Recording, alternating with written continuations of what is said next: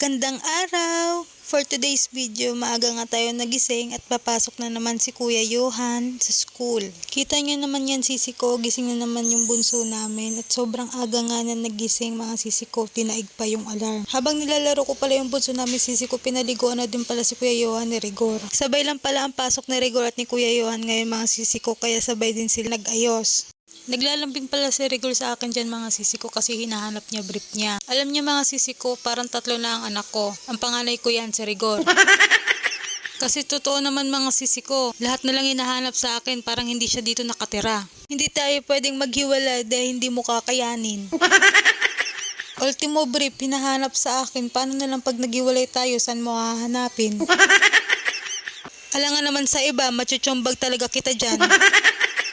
Walang Rigor kung walang Marites. Huwag ka na maghanap ng Lena. Patay na si Lena sa Batang Quiapo.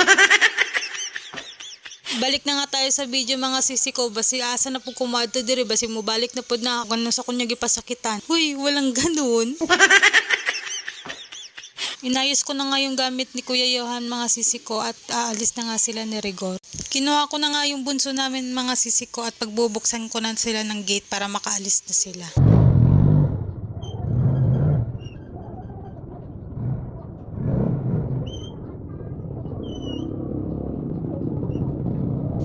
Nagwalis na nga din ako dyan mga sisi ko para makapag-asikaso na ako at may lapag ko yung bunso namin na si Sabsab. Kinuha ko na nga yung electric pan man dyan mga sisi ko para paglapag ko sa bunso namin na si Sabsab, hindi naman siya kagatin ng mga lamok.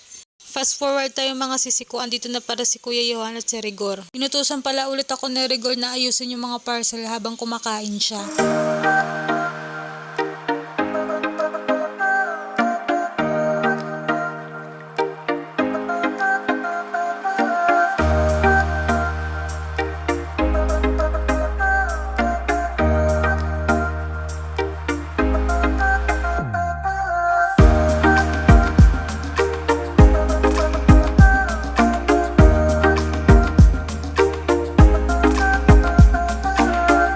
Tinignan ko na din yung bag ni Kuya Johan mga sisi ko. Ganyan talaga ako tuwing uuwi siya. Tinitignan ko yung bag niya. Kung may assignment ba siya, kung ano ba yung ginawa niya sa school. Umiiyak pala si Kuya Johan dyan mga sisi ko dahil inaaway siya ng bunso namin na si Sabsab. Bad ha, bad. Bad, away kuya. Bad. Talagang hindi pa siya nakontento sa pangungurot niya. Hinataw niya pa nangangirang kuya niya. Thank you for watching. Bye-bye!